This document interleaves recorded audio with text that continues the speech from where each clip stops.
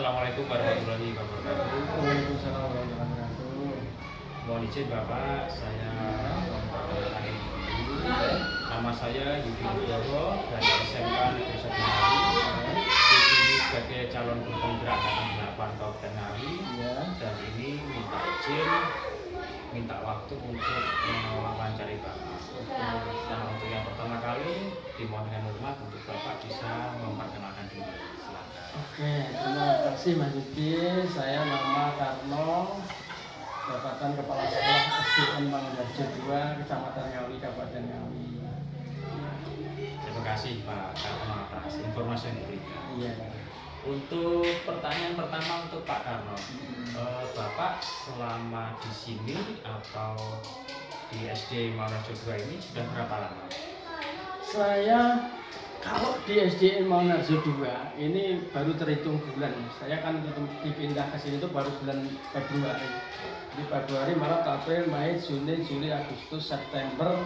Mungkin baru 8 bulan saya di sini. Tapi sebetulnya sudah pernah di Ya. SD yang lain itu ya Pak? Kalau Ya? menjadi kepala sekolah saya sudah hampir berapa ya? Hampir 8 tahun lah. 8 tahun. Luar biasa pengalaman Bapak selama ini.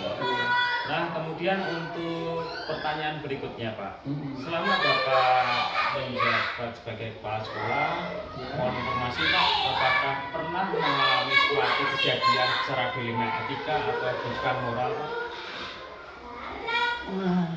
Apa dilema etika? Iya. Ya mungkin kalau permasalahan banyak ya Mas Udi di SD kita itu. Namun kalau istilah dilema etika terus bujukan moral itu saya baru dengar. Itu Oh, gitu. artinya gimana itu? Iya, jadi bisa kami bantu untuk informasi singkat gitu ya Pak. Oke. Untuk dilema etika itu ketika ada kejadian atau kasus di mana mempunyai dua pilihan yang sama-sama benar. Dan itu Bapak diminta untuk memilih salah satu yang dirasa paling benar menurut Bapak. Nah, sedangkan bujukan moral itu mirip dengan dilema etika, cuma bedanya misalkan untuk bujukan moral itu seperti ini Pak. Ketika Bapak menjabat kepala sekolah, kemudian ada kegiatan, terus kemudian di sini saya sebagai bendaharanya, saya bilang gini pada Bapak, Pak, ini uangnya saya pinjam dulu ya Pak, nanti saya ganti atau nanti saya bikin nota palsu dan sebagainya. Dan itu Bapak merasa secara hati nurani itu goyang, oh ini benar goyang, ini benar enggak ya? Nah itu seperti itu, secara bujukan moral. Jadi ada semacam godaan dari luar yang menurut Bapak ini kok menarik ya, tapi kok ini kok juga tidak ya, nah seperti itu. Oke Mas Udi, kalau mungkin kalau di tempat saya SD Manggarjo 2 itu kalau dilema etika banyak. Etika banyak dan kalau bujukan moral mungkin kelihatannya tidak ada. Yang ada dilema etika.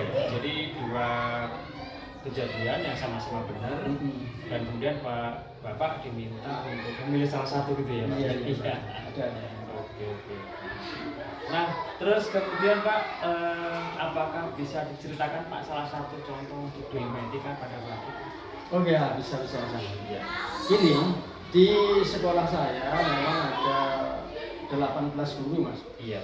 18 guru dan ada masing-masing guru itu punya karakter sendiri-sendiri. Yang menurut pemahaman saya ada kasus yang termasuk dilema etika, yaitu begini, ada salah satu guru saya yang mempunyai keluarga, mempunyai suami, kebetulan beliaunya itu juga seorang ASN, namun dalam keadaan kurang baik kesehatan, sehingga beliau setiap masuk pagi setelah sampai di sini absen atau dia langsung pamit Mas, untuk mengantarkan suami itu ke tempat kerjanya. Seperti itulah namun saya harus dituntut ya untuk bisa membuat suatu kebijakan.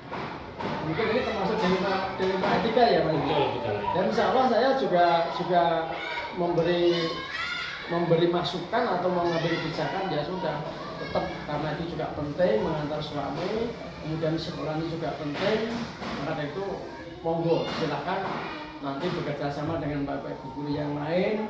Ketika jenengan jamnya longgar silahkan mengantar suami, kalau ada jam tolong nanti diserahkan kepada teman yang lain. Itu jangan saya seperti itu. Oh, gitu ya. Jadi sudah ada pengambilan putusan ya Pak ya, ketika ada kasus di atas itu.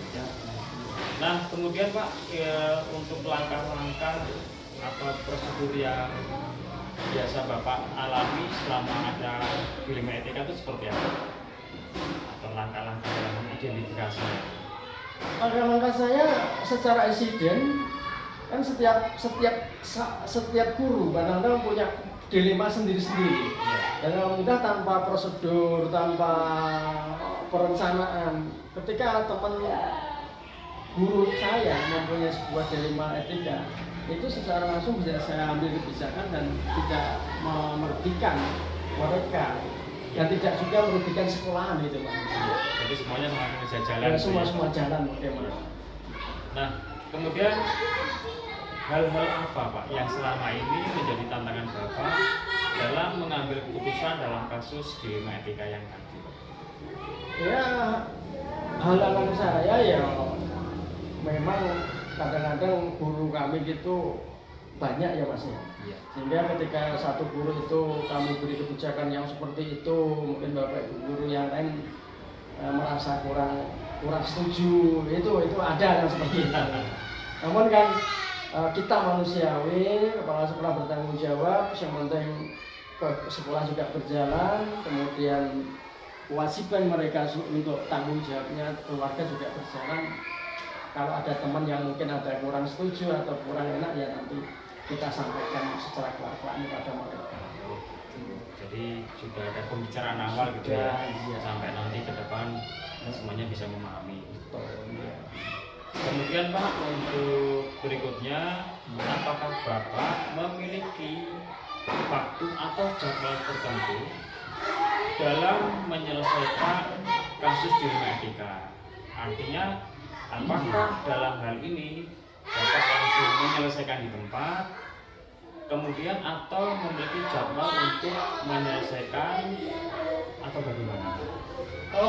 Untuk jadwal, karena ini dilema etika yang dialami oleh guru saya ini sifatnya sudah permanen, gitu. Permanen. Memang keadaan fisik keluarganya kan seperti itu. Jadi ya sudah saya buat perkala. Ketika hari itu memang beliau harus mengantarkan keluarganya ke tempat kerja, ya sudah kami kondisikan waktu-waktu itu teman-teman yang harus menghandle kelasnya kan sudah kami persiapkan secara berkala. Jadi dampaknya bagi murid apakah masih bisa terlayani dengan baik atau seperti apa? Alhamdulillah masih, karena kalaupun mereka punya jam kan harus digantikan oleh teman yang lain yang sudah kami rencanakan, kami sampaikan sebelumnya. Jadi tidak ada tidak merugikan anak gitu.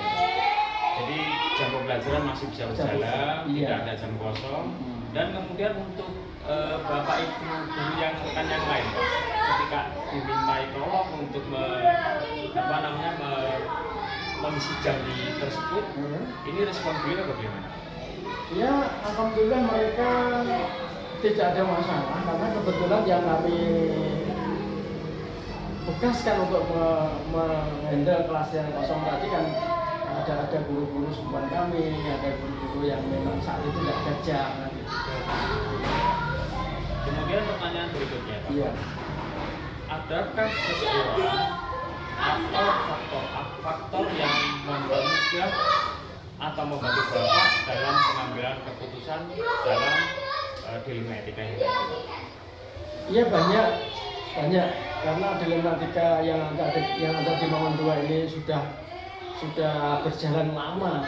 Pada itu ketika rapat Dewan Guru selalu sering saya sampaikan dukungannya kepada ibu ini yang mempunyai problem dilema seperti ini mohon untuk kita pahami bersama. Semua sudah saya sosialisasikan dari teman-teman.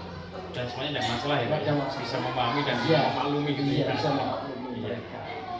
Kemudian yang berikutnya Pak, dari semua hal yang telah disampaikan tadi, pembelajaran apa sih Pak yang bisa Bapak petik dari pengalaman Bapak ketika mengambil keputusan dilema etika itu Pak?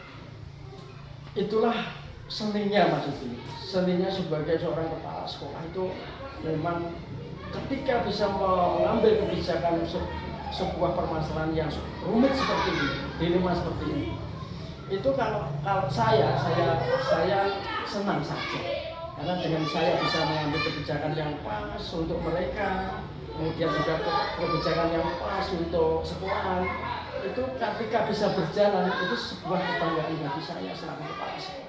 Jadi hal itu tidak merupakan suatu beban atau suatu halangan atau suatu hal yang memberatkan, tidak. Semua itu saya ambil seninya, saya ambil hikmahnya, bisa mengatasi semua ini dengan saling menguntungkan, tidak dirugikan. Itu kebanggaan saya.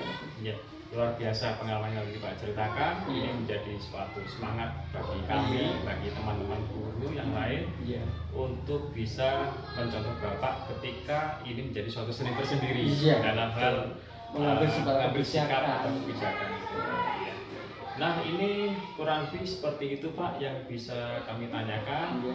Sekali lagi kami ucapkan terima kasih atas waktu dan kesediaan Bapak untuk pertanyaan. Dan saya doakan mudah-mudahan Pak Tarwan selalu sehat, semangat, dan nantinya bisa membawa SD Mangga 22 ini menjadi lebih baik yang sebelumnya sudah baik dan semakin maju, semakin berprestasi. Amin, terima kasih banyak. Demikian juga kami semoga program yang penjenengan lakukan hari ini dengan tugas-tugas yang penjenengan laksanakan bisa berjalan dengan baik sesuai dengan harapan yang penjenengan inginkan. Iya. Sekali lagi terima kasih dan ini sudah kita cukup sekian. Mohon maaf apabila ada kelemahan dan juga kehilafan. Ini bisa kita akhiri ya Pak ya. Terima kasih. Assalamualaikum warahmatullahi wabarakatuh. Waalaikumsalam warahmatullahi wabarakatuh.